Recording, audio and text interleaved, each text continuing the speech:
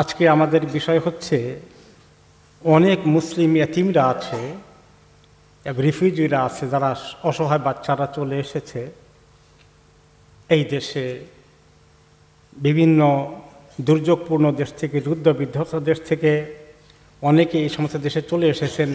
Syria, ফিলিস্তিন, Sudan, বহু জায়গা থেকে তারা এসেছে। কিছু বয়স্করাও এসেছে, কিছু বাচ্চারাও এসেছে, যাদের সঙ্গে মা বাবা এই জাতীয় কেউ নেই, কোনো রকমে পার হয়ে এসেছে। ইয়াং মানুষ, কিশোর, যুবক, তাদেরকে দেখভাল করার জন্য ছোট বয়সে পিতামাতার অনুপস্থিতিতে, অথবা এদেশেও কোনো সময় এমন হয়ে যায় পিতামাতার কোনো সমস্যা হয় বা কেউ মারা যায়, এতিম হয়ে যায়, তাদেরকে লালন পালন করা, ফস্টার কেয়ার কাজটা ইসলামের দৃষ্টিতে কত গুরুত্বপূর্ণ। বিশেষ করে এতিম অসহায়দেরকে যদি ভালো করে মানুষ না করা যায়, তাহলে তারা কিভাবে বেড়ে উঠবে?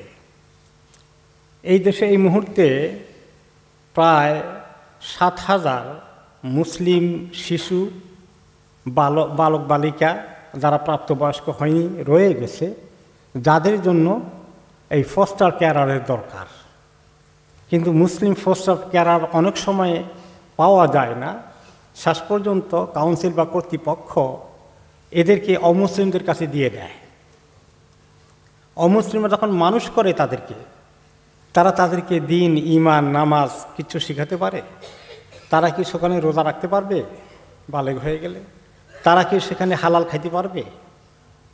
তো এই মুসলিম বাচ্চাগুলো যদি এভাবে হারিয়ে যায়, অমুসলিম পরিবারে যে কোনো কারণে এই বিপদ ঘটে গেছে তাদের জীবনে, তারা তো মুসলিম হিসাবে বেড়ে উঠবে না।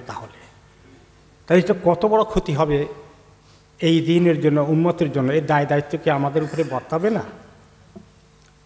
এই জন্য এই কাজটা যারা করেন, আমাদের মধ্যে কিছু কিছু আছেন, তারা কিন্তু অনেক দিক থেকে আল্লাহর কাছে অনেক সম্মানের পাত্র হবেন।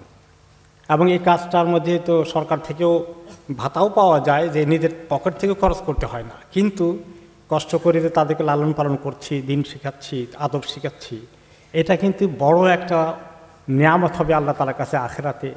কারণ নবী করিম সাল্লাল্লাহু আলাইহি ওয়াসাল্লাম বলেছেন যে আমি এবং ইয়াতীমের লালন পালনকারী একসঙ্গে জান্নাতে পাশাপাশি থাকবো, দুটো আঙ্গুলকে তিনি দেখিয়েছেন। এত বড় মর্যাদা এই কাজে, যে রাসূলুল্লাহ সাল্লাল্লাহু আলাইহি ওয়াসাল্লামের সঙ্গে পাশাপাশি জান্নাতে থাকার সুযোগ হবে যদি ইয়াতীমদের লালন পালনের দায়িত্ব আমরা পালন করি। এখন এই যে 7,000 এখন অপেক্ষায় আছে মুসলিম শিশু, বাচ্চা, কিশোর কিশোরীরা, তাদের জন্য পাওয়া যাচ্ছে না। শেষ পর্যন্ত তাদেরকে দিতে হবে অমুসলিমদের কাছে। আমার মনে হচ্ছে যে এই কাজটা আমাদের জন্য খুব গুরুত্বপূর্ণ। যাদের পক্ষে আল্লাহ সুযোগ দিয়েছেন, সম্ভব আছে, তারা যেন কাজটা করেন। আল্লাহ তাআলা ইয়েতিমদের লালন পালনের ব্যাপারে এত গুরুত্ব দিয়েছেন। কোরআন পাকে আল্লাহ তাআলা স্বয়ং রাসূলুল্লাহ সাল্লাল্লাহু আলাইহি ওয়াসাল্লামকে লালন পালন করার আমরা জানি ওনার ইতিহাস। উনি মা হালিমা ওনাকে লালন পালন করেছেন, ওনার দুধ মা ছিলেন। এরপরে পরবর্তী পর্যায়ে ওনার দাদা আব্দুল মুত্তালিব এবং চাচা আবু তালিব ওনাকে এইভাবে কেয়ার করেছেন, লালন পালন করেছেন।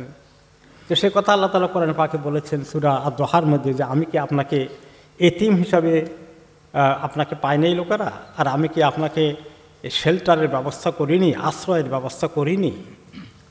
এতিমদের ব্যাপারে অনেক গুরুত্বপূর্ণ কথা কোরআন হাদিসে এসেছে, যে এতিমদেরকে কখনো তুমি ধমক দেবে না, কখনো তাদের প্রতি অন্যায় আচরণ করবে না, তাদের সঙ্গে সব সময় নরম সুরে কথা বলবে।